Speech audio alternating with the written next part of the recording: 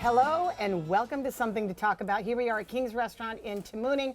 I have got a special guest with me today. I never get to interview this guy because he was like one of the hardest targets to hit.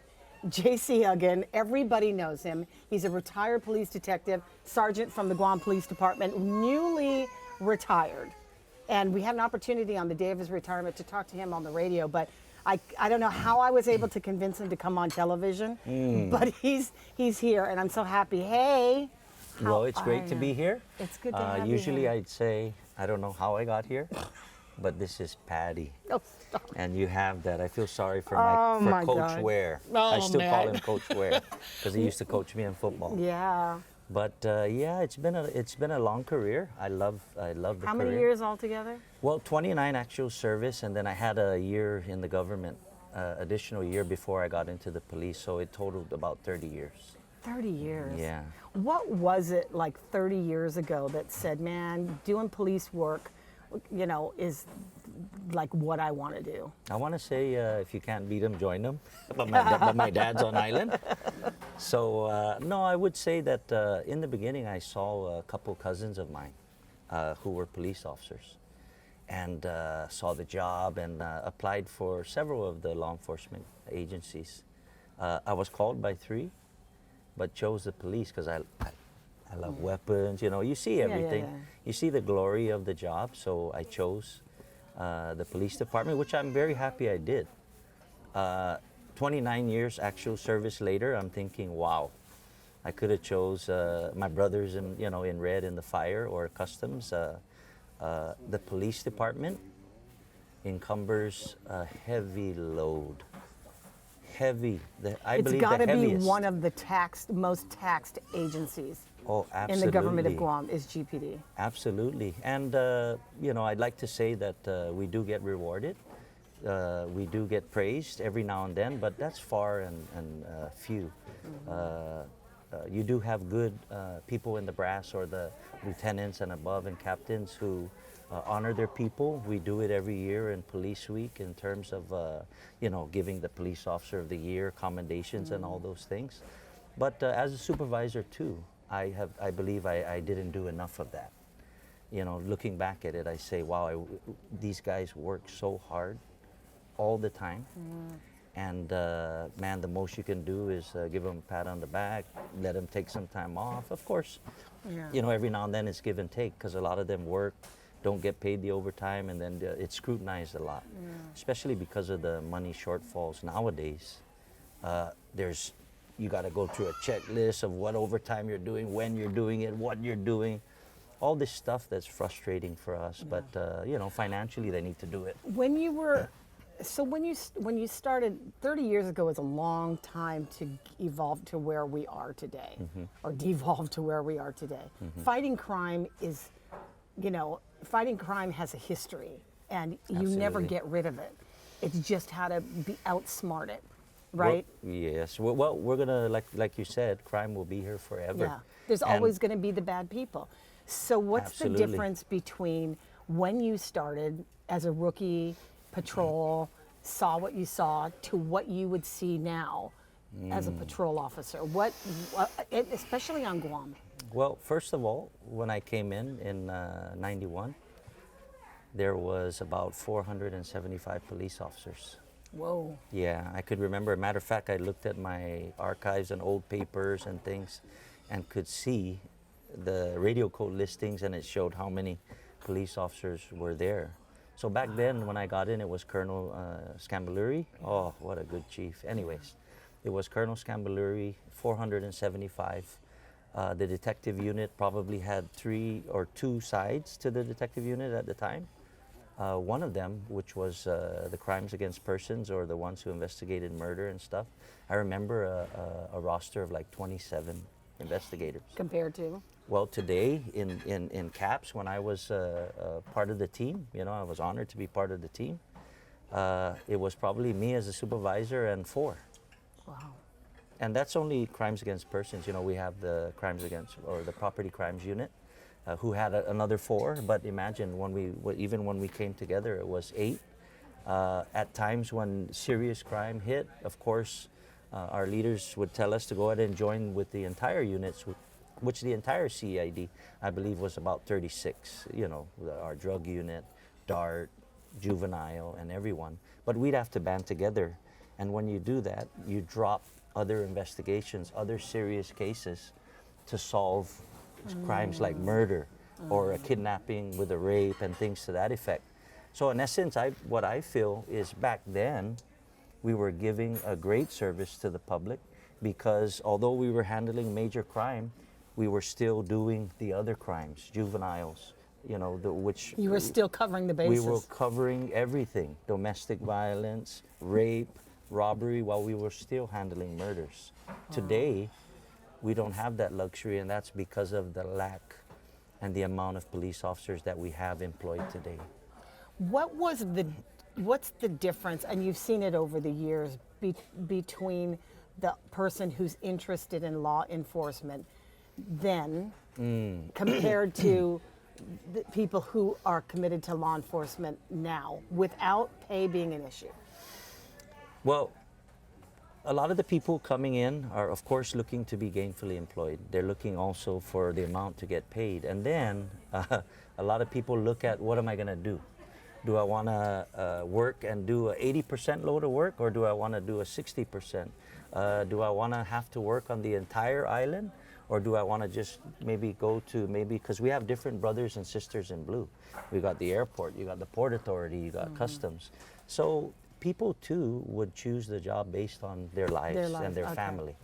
I'm going to tell you, man, it's not as rewarding. I encourage everyone who's interested to apply and to become a police officer. And the reason being is the service. You know, the first they is think... Is it the satisfaction of the service, is that what you mean, of fighting crime? Well, for myself personally, there's nothing ever better than to sit with family members or people who have actually been victimized and to tell them that we did solve the crime, or that we did arrest the people, or we get a guilty verdict in the courts. That sends those people to do their time and to take their punishment for what they committed. There's nothing greater than to look in the people's eyes and to see the satisfaction. But also on those same lines, there's crimes that we've never solved or that haven't been solved, and it's part of the job, that the stuff that we don't enjoy. When you don't solve a crime, is that deflating? Does that actually affect you professionally and personally? Oh, absolutely. And with me, you know, one of my bosses before, he retired also, Captain Ken Mantononia. He always told me, sometimes you got to cut the umbilical cord. Sometimes you have to let it go in terms of stopping and then getting to another crime that's hot and solvable, so that we continue using our resources. We don't have time to sit down and relax and do all these things. Don't get me wrong, we have some downtime. Every now and then you take a break, have some lunch, or do something. You have to. I mean, nobody's going to say that you have to be on it all 24/7. But if you had more resources, then some of these crimes, is that what it boils down to when crimes are unsolved? Is it mostly because you don't have the resources to put into the investigation?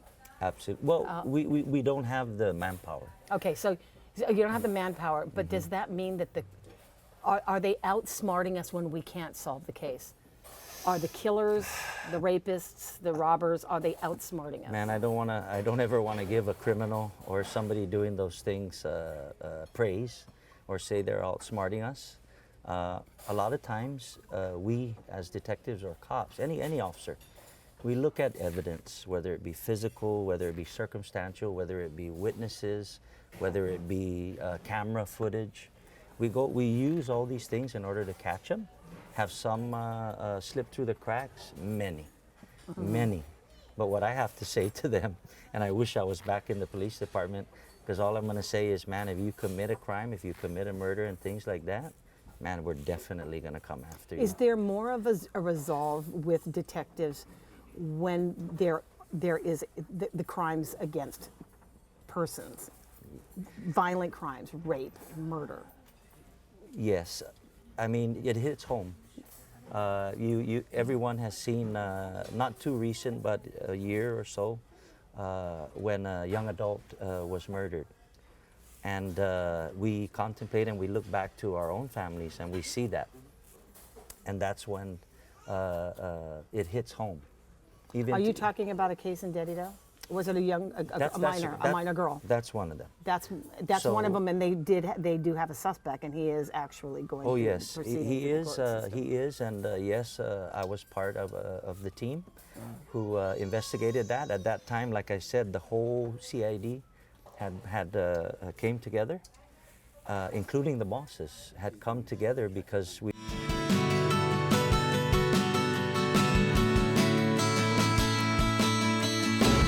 Welcome back to Something to Talk About. I'm really interested in this conversation with J.C. Uggan. He's a retired police sergeant with the CID, had a stellar career, just recently retired. And, you know, when you've seen it all and done it all, you know, the experience behind that is heartwarming for people who rely very heavily on police officers for their safety. And a lot of times, and especially I think when police officers say it all the time, you know, when something hits close to home, I want to know whether or not it's different when you say that in Guam. When it's close to home, when you say that at home. Well, the crime that police officers or anybody in law enforcement, but more so with us because I'm with the police department, whether it be patrol, the detectives who respond to the actual crime after it's been committed or even in progress. The things that we see, each officer would handle it different. Some would take it easier, although I've met some who, till this day, have either resigned or quit because of the trauma that it caused them, and to be involved in actual shooting, to see dead bodies, to see people, and the one that really hits home, like you were asking me, is the children, because you know I have 3 children myself. One is still a minor, and you were talking about the Dedido homicide. That really hit home for me. Up till this day, sometimes I would dream about that in terms of. Is it in that particular crime? Was it the severity and the violence of the injuries? Was it the fact that like we were all thinking, home is supposed to be the safest place for your children, and you know that they're in another room sleeping, and how could that have happened, you know, on somebody's watch, you know? Yes, that's the reason. You would think that being confined to your own residence or your castle, they call it, they say castle law. But to be confined to what you consider as your private home and your castle, your safest place on earth is supposed to be. You think that it would be the safest place, but nowadays, crime, the criminals, and things that they do has evolved. It's getting worse. They don't care about. They have the gonads to like break into somebody's house in the middle of the night. They actually do, and believe me, a high percentage. And the reason why they do this a lot is because of the drugs. When you're addicted, when you've already done crime, and you're on those drugs, it motivates you. Actually, you can't even stop yourself. Yeah. From doing the crimes, and a lot of the crimes that they do. There's focus just on the next fix. They're focused to get the drug. Yeah. So whether it be a child, whether it be an adult, whether it be animals, it's a means to an end? It's a means to an end, and a means to get that money. In end result, they sell everything and then go get the drugs. So have you seen the difference from years past where, you know, getting ice is now way, way cheaper than it ever has been? It's so inexpensive now that if you ever thought about starting the habit, you could probably afford it. And if you have to maintain a habit, you could probably afford it. Absolutely. And the last time that I spoke to you, and that was on a phone interview.